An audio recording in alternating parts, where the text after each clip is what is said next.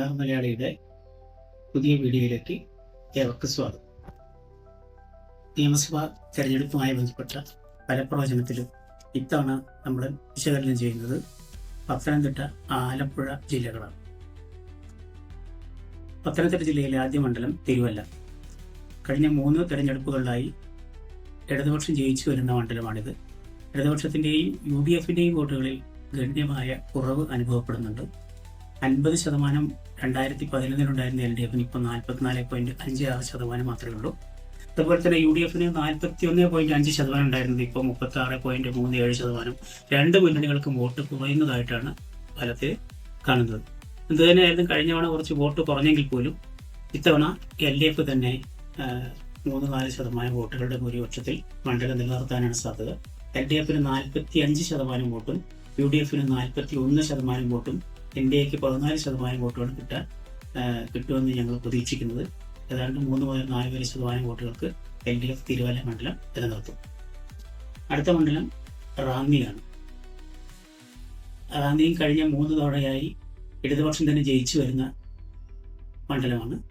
പ്രത്യേകിച്ച് മാറ്റങ്ങളൊന്നും 41% വോട്ടുകളാണ് ഇവിടെ ഇടതുപക്ഷത്തിനുള്ളത്. 40% വോട്ടുകൾ അവിടെ UDFിനുണ്ട്. കഴിഞ്ഞ തവണ ഇഞ്ചോട് ഇഞ്ച് പോരാട്ടം നടന്ന ഒരു മണ്ഡലമാണിത്. അവസാന റൗണ്ട് എണ്ണുമ്പോഴാണ് യഥാർത്ഥത്തിലെ വിജയം നിശ്ചയമാക്കിയത്. അത്രമാത്രം കടുത്ത പോരാട്ടമാണ് കഴിഞ്ഞ തവണ നൽകിയത്. ഇത്തവണ അവിടെ ഉണ്ടായിരുന്ന MLA തന്നെയാണ് ഇത്തവണയും മത്സരിക്കുന്നത്. അദ്ദേഹത്തെ സംബന്ധിച്ചിടത്തോളം ജനങ്ങൾക്കിടയിൽ പ്രവർത്തിച്ച് നല്ലൊരു ഇമേജ് ഉണ്ടാക്കിയിട്ടുള്ള വ്യക്തിയാണ്. അതുകൊണ്ട് തന്നെ അദ്ദേഹത്തിന് അനുകൂലമായി, അതോടൊപ്പം തന്നെ ഇടതുപക്ഷത്തിൻ്റെതായിട്ടുള്ള പ്രവർത്തനങ്ങൾ, സർക്കാരിൻ്റെ പ്രവർത്തനങ്ങൾ നൽകിയിട്ടുള്ള മികവുണ്ട്.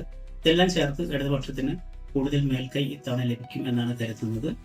UDFും LDFും തമ്മിലുള്ള വോട്ട് വ്യത്യാസം വളരെ ചുരുങ്ങിയതാണ്. ഇത്തവണ LDFിന് 43% വോട്ടും UDFിന് 41% വോട്ടും ലഭിക്കാനാണ് സാധ്യത. 2% വോട്ടുകളുടെ ഭൂരിപക്ഷത്തിൽ ഇത്തവണയും റാന്നി മണ്ഡലം ഇടതുപക്ഷം നിലനിർത്തും. അടുത്തത് ആറന്മുളയാണ്. പക്ഷേ ഏറ്റവും ശക്തമായ മത്സരം നടക്കുന്ന ഒരു മണ്ഡലമാണ്. ഇടതുപക്ഷം സംബന്ധിച്ചിടത്തോളം വളരെ സേഫ് ആയിട്ടുള്ള മണ്ഡലമായിട്ട് തന്നെയാണ് അത് കണക്കാക്കുന്നത്. 2011 UDF ജയിച്ച മണ്ഡലമാണ്. 2016 21 LDF ആണ് അവിടെ ജയിച്ചത്. 2021 LDF ജയിക്കുമ്പോൾ 12% വോട്ടുകളുടെ ഭൂരിപക്ഷത്തിലാണ് ആ മണ്ഡലം നിലനിർത്തിയിട്ടുള്ളത്. ഇത്തവണ ഒരു പക്ഷേ ആരോഗ്യമന്ത്രിക്കെതിരെ ഏറ്റവും കൂടുതൽ വ്യാജ പ്രചരണങ്ങളും പോസ്റ്ററുകളും ഒക്കെ നടന്ന ഒരു വർഷം കൂടിയാണിത്. അങ്ങനെയാണെങ്കിൽ പോലും ഇത്തവണയും LDF ആ മണ്ഡലം നിലനിർത്താനുള്ള സാധ്യതയാണ് കാണുന്നത്. LDFിന് 45% വോട്ടും UDFിന് 39% വോട്ടും കിട്ടും. നമ്മുടെ BJPക്ക് 16% വോട്ടാണ് കിട്ടാനുള്ള സാധ്യതയുണ്ട്. അങ്ങനെയാണെങ്കിൽ 8,000-നും 10,000-നും ഇടയിൽ ഭൂരിപക്ഷത്തിന് ആറന്മുള മണ്ഡലം ഇത്തവണയും LDF നിലനിർത്തും. അടുത്ത മണ്ഡലം കോന്നിയാണ്. കോന്നി ഇതുപോലെ തന്നെ UDF വിജയിച്ചുകൊണ്ടിരുന്ന മണ്ഡലമാണ്. 2016 UDF ആണ് മണ്ഡലം വിജയിച്ചത്. തുടർന്ന് അവിടെ ഉണ്ടായിരുന്ന MP, അവിടെ ഉണ്ടായിരുന്ന MLA MP ആയി പോയതിനു ശേഷമാണ് നടന്ന ഇലക്ഷനിലാണ് മണ്ഡലം ഇടതുപക്ഷത്തോട് ചേരുന്നത്. കഴിഞ്ഞ തവണ 41.7% വോട്ടുകൾ നേടിയാണ് LDF ആ മണ്ഡലം പിടിച്ചെടുത്തത്. അതുപോലെ തന്നെ 36% ആയിരുന്നു അന്നത്തെ UDFിന് വോട്ട്, 5% വ്യത്യാസം. MLA എന്ന നിലയിൽ കോന്നിയിലെ MLA വളരെ സജീവമായിട്ട് നിലനിൽക്കുന്നുണ്ട്. ജനകീയ പ്രശ്നങ്ങൾ ഇടപെടുന്ന ആളാണ്. ഈ ഒരു സംഭവം വെച്ചുകൊണ്ട് തന്നെ അദ്ദേഹത്തിന് മണ്ഡലം നിലനിർത്താൻ പ്രയാസം ഉണ്ടാവില്ല എന്നാണ് വിചാരിക്കുന്നത്. ഏതാണ്ട് ഒരു 40-41% വോട്ട് LDFിനും 37% വോട്ട് UDFിനും കിട്ടും. ഒരു 3% വോട്ടുകൾക്ക് LDF കോന്നി മണ്ഡലം നിലനിർത്തും എന്നാണ് ഞങ്ങളുടെ അഭിപ്രായം. ഈ പത്തനംതിട്ട ജില്ലയിലെ അവസാന മണ്ഡലം എന്ന് പറയുന്നത് അടൂരാണ്. അടൂരിൻ്റെ ഒരു പ്രത്യേകത, കഴിഞ്ഞ 3 തെരഞ്ഞെടുപ്പുകളിലായിട്ട് LDF ആണ് ജയിക്കുന്നെങ്കിൽ പോലും LDFിൻ്റെ വോട്ട് ക്രമേണ കുറഞ്ഞു വരുന്നതായിട്ടും UDFിൻ്റെ വോട്ട് ക്രമേണ കൂടി വരുന്നതായിട്ടുമാണ് നമുക്ക് കാണാൻ കഴിയുന്നത്. അതുകൊണ്ട് തന്നെ കഴിഞ്ഞ തവണ 2% വോട്ടുകൾക്കാണ് LDF വിജയിച്ചത്. ഇത്തവണ അതിശക്തമായ മത്സരമാണ് അവിടെ നടക്കുന്നത്. ആർക്കും വിജയിക്കാനുള്ള ഒരു സാധ്യത നിലനിൽക്കുന്നുണ്ട്. അതുകൊണ്ട് തന്നെ ഞങ്ങൾക്ക് അത് പ്രവചനാതീതം എന്ന ഗണത്തിൽ ആ സീറ്റ് ഉൾപ്പെടുത്താനാണ് ഞങ്ങളുടെ ആഗ്രഹം. അങ്ങനെ വരുന്ന സമയത്ത് ആകെയുള്ള 5 സീറ്റുകളിൽ 4 LDF വിജയിക്കുകയും 1 പ്രവചനാതീതം എന്ന പട്ടികയിൽ ഉൾപ്പെടുത്തുകയും ചെയ്യും. ഇതാണ് പത്തനംതിട്ടയിലെ നിലവിലുള്ള അവസ്ഥ. അടുത്തതായി നമ്മൾ ആലപ്പുഴ ജില്ലയിലേക്കാണ് കിടക്കുന്നത്. ആലപ്പുഴ ജില്ലയിൽ 9 സീറ്റുകളാണുള്ളത്. അരൂരും UDF ഒരുപക്ഷെ ഏറ്റവും കൂടുതൽ ജയസാധ്യത കണക്കാക്കുന്ന ഒരു മണ്ഡലമാണ് അരൂർ. പക്ഷെ ഇത്തവണ അരൂർ അങ്ങനെ മറിയുന്ന ഒരു സാഹചര്യമില്ല. ഇടതുപക്ഷ ഗവൺമെന്റ് നടപ്പാക്കിയിട്ടുള്ള വികസന പ്രവർത്തനങ്ങളും ക്ഷേമ പ്രവർത്തനങ്ങളും ഒപ്പം വെറും 12,000 പേർക്ക് 110 കോടി രൂപ ചെലവഴിച്ച് നിർമ്മിച്ച പെരുമ്പുഴ പാലം, ഇതൊക്കെ തന്നെ LDF വോട്ടായി മാറുന്ന കാര്യത്തിൽ യാതൊരു തർക്കവും ഇല്ല. മാത്രമല്ല UDF സ്ഥാനാർത്ഥിക്കെതിരെ അവസാന കാലങ്ങളിൽ ഉയർന്നു വന്ന ചില വിവാദങ്ങളും അവരെ ദോഷകരമായി ബാധിക്കും. ഈ അവസരത്തിൽ ഇടതുപക്ഷത്തിന് ഏതാണ്ട് 45% വോട്ടും UDFന് 43% വോട്ടും കിട്ടാനാണ് സാധ്യത. 2% വോട്ടുകൾക്ക് ഇടതുപക്ഷം ഇത്തവണയും അരൂർ മണ്ഡലം നിലനിർത്തുമെന്നാണ് ഞങ്ങളുടെ വിലയിരുത്തൽ. അടുത്ത മണ്ഡലം ചേർത്തലയിൽ ശക്തമായ മത്സരമാണ് നടക്കുന്നത്. AK ആന്റണിയെ പോലെയുള്ള വളരെ പ്രഗത്ഭരായ വ്യക്തികളെ ജയിപ്പിച്ച മണ്ഡലമാണ് ചേർത്തല. പക്ഷെ ഇപ്പോൾ LDFനോടൊപ്പമാണ് ചേർത്തലയുള്ളത്. ഇത്തവണയും ചേർത്തല LDFനോടൊപ്പം തന്നെ നിൽക്കും. LDFന് ഒരു 48% വോട്ടുകൾ ലഭിക്കാനുള്ള സാധ്യതയുണ്ട്. UDFന് 44% വോട്ടുകളും. 4% വോട്ടുകളുടെ ഭൂരിപക്ഷത്തിൽ ചേർത്തല മണ്ഡലം ഇത്തവണയും LDF നിലനിർത്തും. അടുത്ത മണ്ഡലം എന്ന് പറയുന്നത് ആലപ്പുഴയാണ്. ആലപ്പുഴ ഇടതുപക്ഷം സ്ഥിരമായി ജയിക്കുന്ന മണ്ഡലമാണ്. ഇടതുപക്ഷത്തിന് 46% വോട്ട് അവിടെയുണ്ട്. UDFന് 38.98 എന്ന് വെച്ചാൽ 39% വോട്ടുകളാണുള്ളത്. ഏതാണ്ട് 7.5% വോട്ടുകളുടെ വ്യത്യാസമുണ്ട്.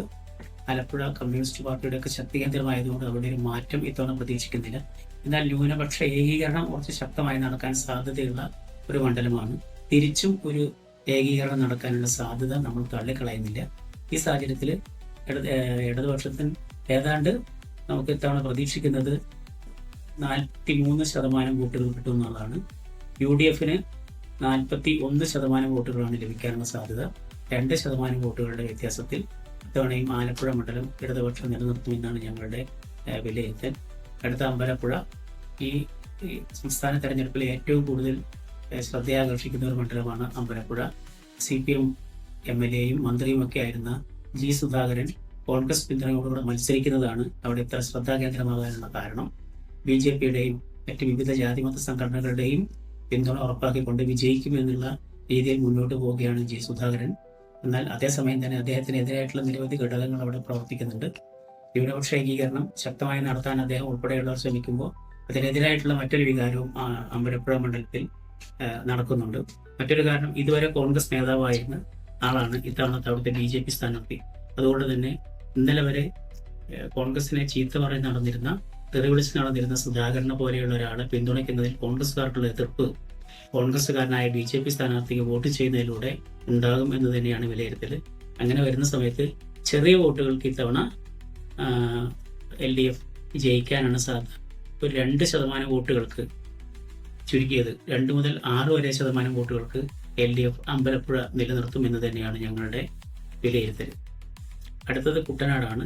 അതിശക്തമായ മത്സരമാണ് നടക്കുന്നത്. 46% വോട്ടുകൾ LDFനും 41.5% വോട്ട് UDFനും കഴിഞ്ഞ തവണയുണ്ട്. സ്ഥാനാർത്ഥി നിർണയത്തിലെ പ്രശ്നങ്ങൾ കോൺഗ്രസിന് അവിടെ നിരവധി പ്രശ്നങ്ങൾ സൃഷ്ടിക്കുന്നുണ്ട്. അതുപോലെ തന്നെ ഇടതുപക്ഷ ഗവൺമെന്റ് നടപ്പാക്കിയിട്ടുള്ള വികസന പ്രവർത്തനങ്ങളും ക്ഷേമ പ്രവർത്തനങ്ങളും ഒക്കെ LDFന് അനുകൂലമായ വോട്ടായിട്ട് മാറും. ഈ സാഹചര്യത്തിൽ 44% വോട്ട് LDFനും 43% വോട്ട് UDFനും കിട്ടാനാണ് സാധ്യത. 1% ഏതാണ്ട് 2000 മുതൽ 4000 വരെയുള്ള വോട്ടുകളുടെ ഭൂരിപക്ഷത്തിൽ കുട്ടനാട് മണ്ഡലവും ഇത്തവണ LDF നിലനിർത്തുമെന്നാണ് ഞങ്ങളുടെ വിലയിരുത്തൽ. വലിയ മാറ്റമൊന്നും ഉണ്ടാവാനുള്ള സാധ്യത ഇല്ല. അടുത്തത് ഹരിപ്പാടാണ്. ഹരിപ്പാട് നിലവിൽ ഏതാണ്ട് 50% വോട്ട് സ്ഥിരമായി UDF നിലനിർത്തുന്ന ഒരു മണ്ഡലമാണ്. രമേശ് ചെന്നിത്തലയുടെ മണ്ഡലമാണ്. അവിടെ വലിയൊരു മാറ്റം നമ്മൾ പ്രതീക്ഷിക്കുന്നില്ല. UDF ഹരിപ്പാട് മണ്ഡലം ജയിക്കും. അടുത്തത് കായംകുളമാണ്. കഴിഞ്ഞ തവണ അതിശക്തമായ മത്സരം, പ്രത്യേകിച്ച് ഒരു യുവ സ്ഥാനാർത്ഥി അവിടെ വരികയും നിലവിലുണ്ടായിരുന്ന MLAക്കെതിരെ അതിശക്തമായ പ്രചാരണം നടത്തുകയും ചെയ്തതിൻ്റെ ഭാഗമായിട്ട് ഏതാണ്ട് 3% വോട്ടുകളുടെ ഭൂരിപക്ഷത്തിലാണ് കഴിഞ്ഞ തവണ അവിടെ LDF ജയിച്ചത്. ഇത്തവണ അത്രയും കടുത്ത മത്സരം നടക്കുന്നില്ല.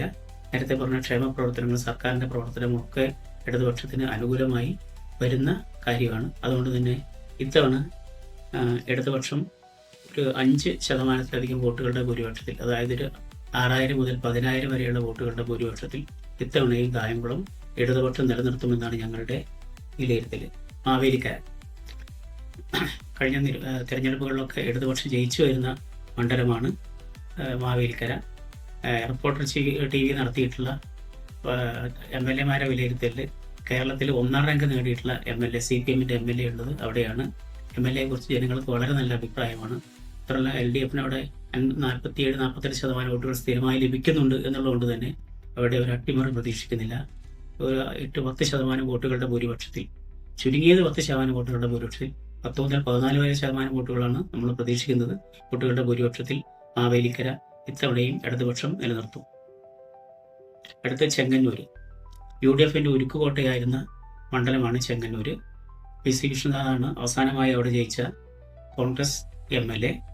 2016 അത് ഇടതുപക്ഷം പിടിച്ചെടുക്കുകയാണ് ചെയ്തത്. 2016 നടന്ന MLA മരിച്ചതിന് ശേഷം വീണ്ടും നടന്ന ഉപതെരഞ്ഞെടുപ്പിൽ ഇപ്പോഴത്തെ മന്ത്രിയായിട്ടുള്ള സജി ചെറിയാൻ 20,000-ലധികം വോട്ടുകളുടെ ഭൂരിപക്ഷത്തിലാണ് ആ മണ്ഡലം നിലനിർത്തിയത്.